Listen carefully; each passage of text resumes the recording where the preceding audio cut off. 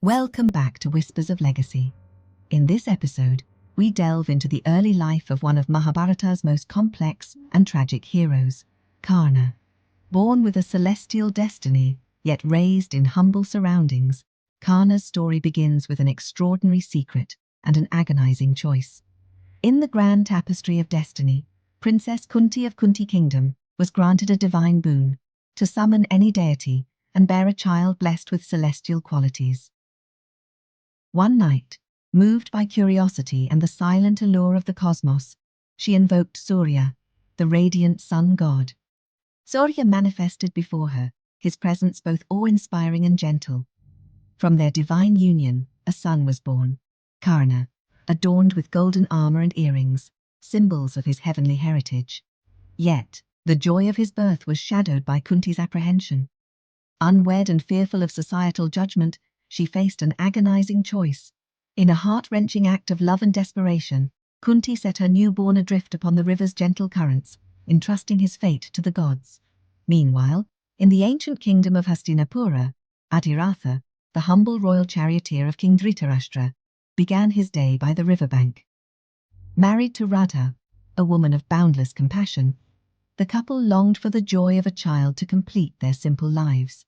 One serene morning, as the sun painted the sky with hues of gold, Adhiratha's gaze fell upon an unusual sight, a basket adrift near the shore. Curiosity beckoned him closer. To his astonishment, inside lay a baby boy, his visage luminous and serene. The child bore mystical armor and earrings, signaling a divine origin. Overwhelmed, Adhiratha perceived this miracle as a blessing from the heavens. Presenting the baby to Radha, the couple felt their deepest prayers answered. They named him Vasusena, but he would come to be known as Karna, an emblem of generosity, and lovingly called Radheya, the son of Radha. Raised with unwavering love, Karna's childhood was a blend of warmth and humility. Adhiratha taught him the ways of the charioteer, while Radha instilled in him virtues of kindness and integrity. Yet, even from a tender age, Karna exhibited qualities that set him apart.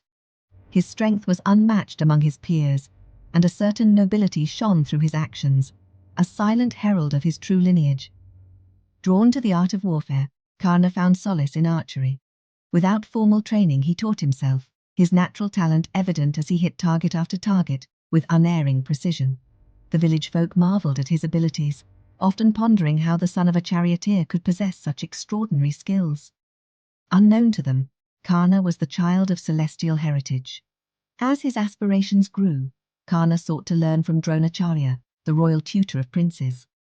However, societal barriers stood firm. Despite recognizing potential in the young archer, Dronacharya adhered to the strict codes of the time, which restricted martial training to royals and high-born nobles. Karna's pleas were met with polite refusal. Undeterred by rejection, Karna's resolve only deepened. He refused to let his circumstances define his destiny. His journey led him to Parashurama, a revered sage and warrior known for his mastery and intense asceticism. Determined to receive the training he desired, Karna approached him. Aware that Parashurama accepted only Brahmins as his disciples, harboring a deep-seated disdain for Kshatriyas, the warrior class, Karna presented himself as a Brahmin, a member of the priestly caste. Under Parashurama's tutelage, Karna's abilities flourished. He mastered weapons and strategies, his skill surpassing even the most seasoned warriors. However, fate harbored a harsh test for Karna. One afternoon, after an exhausting session, Parashurama rested his head on Karna's lap. An insect with 8 feet and sharp teeth burrowed into Karna's thigh. To avoid disturbing his guru's rest, Karna bore the agony in silence. As the blood from Karna's wound reached Parashurama's ear, the sage awoke, confused by the sight of blood. Concerned, he asked whose blood it was, only for Karna to quietly admit, "It is mine." Parashurama, upon seeing the severity of the wound, was taken aback. No ordinary Brahmana could endure such pain without even flinching. The sage's eyes narrowed in suspicion as he declared, "You cannot be a Brahmana. Only a Kshatriya could bear such agony in silence." Karna, realizing his deception was uncovered, fell to his knees and admitted the truth. "I'm not a Brahmana, nor am I a Kshatriya. I'm a Sutaputra, the son of a charioteer. Please do not be angry with me. I only wanted to learn, but no one else would teach me." Enraged by the lie, Parashurama cursed Karna. "When you need it most, the knowledge I have taught you will abandon you. The mantras you have mastered will slip from your mind, and it will be your end." Despite his pleas, the curse could not be taken back. But as Parashurama's anger subsided, he recognized Karna's longing, not for kingdoms or power, but for glory. With a softened tone, the sage told Karna, "You shall have glory, and the world will remember your name, but you will never be the greatest, nor will you ever rule a kingdom." Burdened by the curse, Karna wandered aimlessly, his heart heavy with sorrow. He had learned so much, yet the future now seemed uncertain. The hunger for glory that had driven him forward would never be fully satisfied. In search of peace, Karna journeyed to the eastern shore, where he sought the grace of the sun god Surya. He performed intense austerities, meditating for days on end, hoping to find solace in the divine. But the trials were not over for Karna. Consumed by hunger, he wandered the forest and in desperation shot at what he thought was a deer moving in the bushes. To his horror, it was not a deer, but a cow. To kill a cow was one of the gravest sins, and Karna knew the consequences would be severe. Just then, the Brahmana who owned the cow appeared, his face twisted with grief.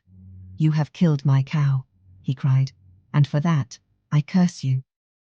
As you have killed a helpless creature, so too will you be killed when you are most vulnerable. In battle, when you need it the most, your chariot will sink into the earth, and you will be left defenseless." Though Karna begged for mercy, the Brahmana's curse stood firm. And so, Karna moved on, now burdened by two curses, one from his beloved teacher, and another from the Brahmana. His destiny as a warrior was sealed with tragedy, yet his longing for glory burned brighter than ever.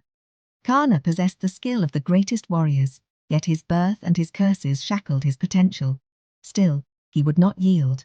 His heart, filled with longing for honor and glory, would drive him forward, even as the weight of his destiny bore down on him. Thus concluded the formative years of Karna. Join us next time on Whispers of Legacy, as we keep exploring the rich history of this great dynasty. Don't forget to subscribe and click the bell icon to stay connected with these timeless stories. Until next time, keep the legacy alive.